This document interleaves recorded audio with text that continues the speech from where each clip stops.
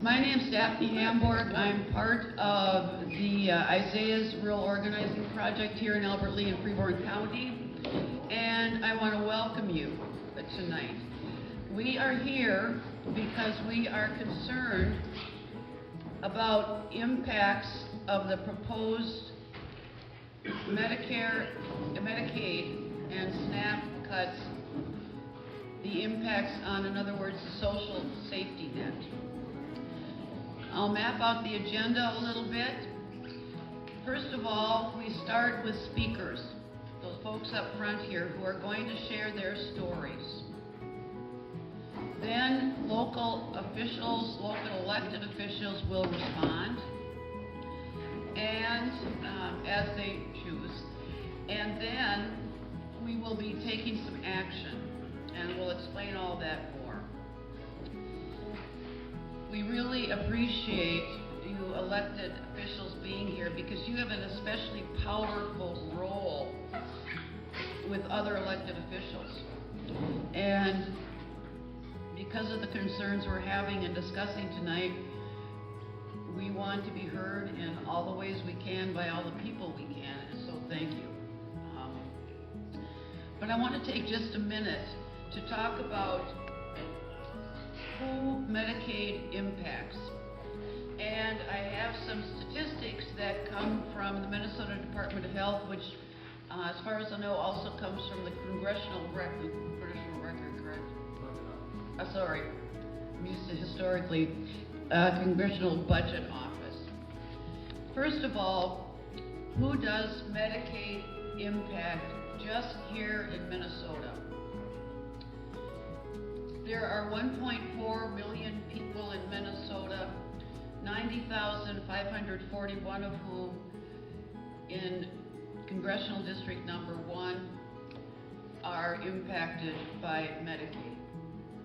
4 out of 10 children in Minnesota, that is 37,000, a little over 37,000, are impacted.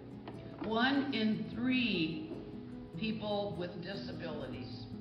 1 in 3 births, half of nursing home residents, and most substance abuse and disorder treatment centers.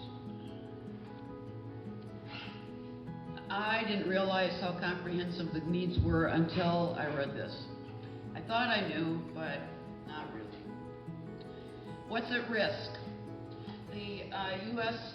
House Republicans, if I can say that, have proposed tax cuts of $3.8 trillion for corporations and wealthy Americans, which would be paid by cutting deeply into social services like Medicaid and SNAP. $715 billion in Medicaid spending.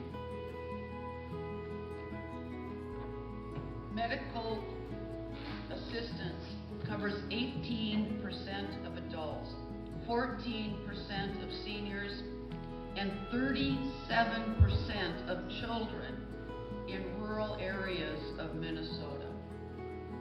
Rural constituents will be hit the hardest, and some hospitals and nursing homes already struggling to keep the doors open will be forced to close. If the bill passes, Minnesota will need to budget $1.1 billion, a 388% increase to cover Medicaid and SNAP needs to maintain services. And it's very likely that isn't going to happen. Well, that gives you a little bit of a framework for our speakers, each one of whom is addressing a different aspect of the concerns and needs that we have. And so I will just call each speaker forward and, oh, that wasn't hard. Pass the mic around. So I will let each person, just in a sentence or two, introduce themselves. Again, I've asked them to limit themselves, well, we've asked them to limit themselves to 3 minutes, and I think I already took longer than that. So, Mark. Pastor Mark Boersma.